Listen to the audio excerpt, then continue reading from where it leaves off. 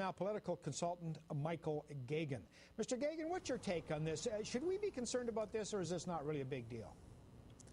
Well, I think we should be very concerned. I mean, first of all, here in Canada, we have this anachronism called the Senate that's unelected and completely unrepresentative of modern-day Canada. So I think it's even more incumbent upon us that we have a House of Commons where MPs are elected on an equal basis and strictly by riding by population. Yeah, this is a political hot potato because to change the system we have means we have to, and I'm going to whisper, reopen the Constitution.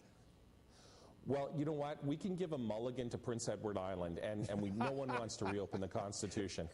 But you know, I mean, PEI joined on the basis that they would get 4 MPs and 4 Senate seats, and gee, it turned out that Prince Edward Island, rather than being a population of millions, is a population of a couple 100,000. But what we can do is for provinces like Ontario, like Alberta, like British Columbia, you know, let's have redistribution, and let's make sure that the people voting in Ontario, the people voting out west, that their vote counts as much as the people who are voting in Nova Scotia or Manitoba or what have you, where they're in fact overrepresented. So when you say redistribution, that's pretty easy to say. It's pretty tough to do. Do we do it?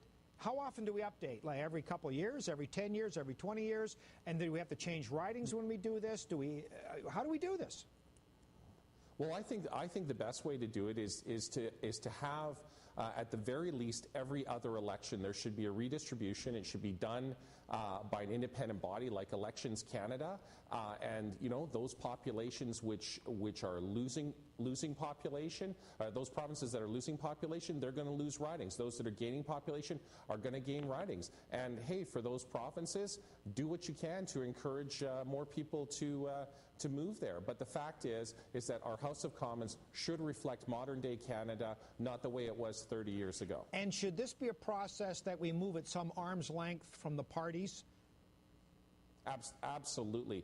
Parties should be nowhere near this. Like I say, tied in with Elections Canada or some other independent agency.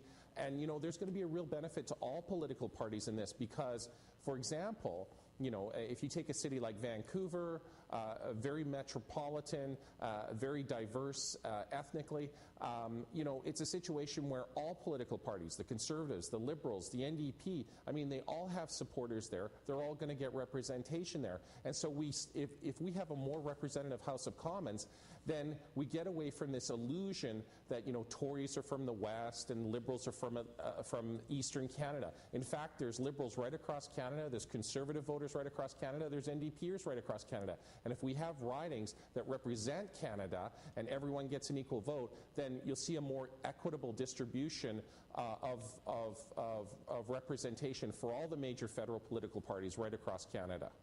Political consultant Michael Geoghegan, thanks for your time, sir. Appreciate it. Thank you.